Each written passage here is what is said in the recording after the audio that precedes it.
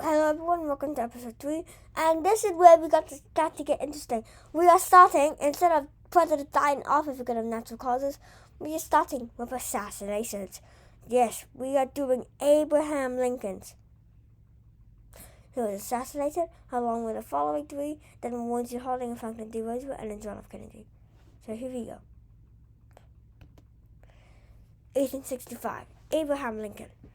Abraham Lincoln was assassinated on April 14, 1865, by Confederate sympathizer John Wilkes Booth while attending a play at Ford's Theater.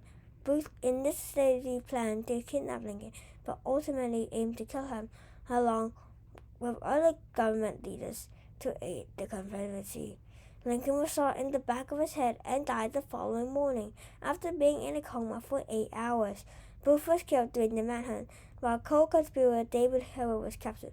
Lincoln's death led to a nationwide mourning period, with him lying in state at the White House and Capitol before his body was transported by train to Springfield, Illinois, where he was buried at Oak Cemetery. Abraham Lincoln is here, and Lincoln's assassination left Andrew Johnson to succeed to the presidency.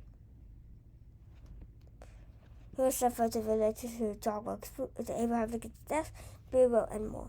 Abraham Lincoln on his deathbed, Ford's Theater where Abraham Lincoln was shot, the assassination of Abraham Lincoln. John Wilkes Booth is here, Abraham Lincoln is here, Mary Todd Lincoln is here, and I actually forgot who this was.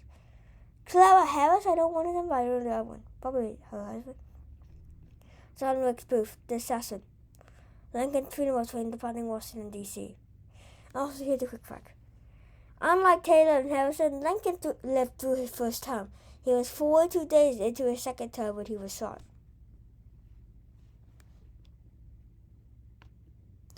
Abraham Lincoln's last words. She won't think anything of it. Responding to his wife, Mary Todd Lincoln. What would Miss Harris think of hanging on to you? Miss Harris was Clara Harris, a visitor. 5 minutes later, he was shot. How did Andrew Johnson assume the presidency?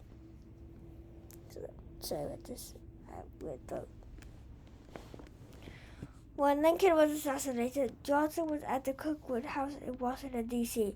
Upon hearing the news, he traveled to the Peterson boarding house to view Lincoln's body for the last time. After Lincoln's death, he went back to the Cookwood House and was sworn in at around 11 a.m. by Chief Justice Salmon P. Chase. Andrew Johnson inaugurated to succeed to the presidency, Salmon P. Chase, the current Chief Justice, and Cookwood House, where Johnson was sworn in. This is actually the only exterior photo of the Cookwood House that is known. How long did Andrew Johnson serve?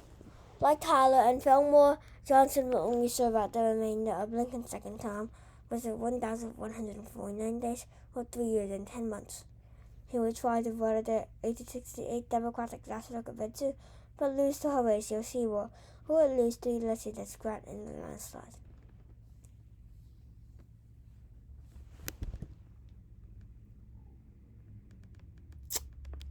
Horatio Seymour, the 1868 Democratic candidate. He would lose to Ulysses S. Grant in a landslide, 214 votes to 80. Johnson only won 65 votes on the first ballot. A. Johnson is the brown one, so only the South and maybe some faces left in the Midwest.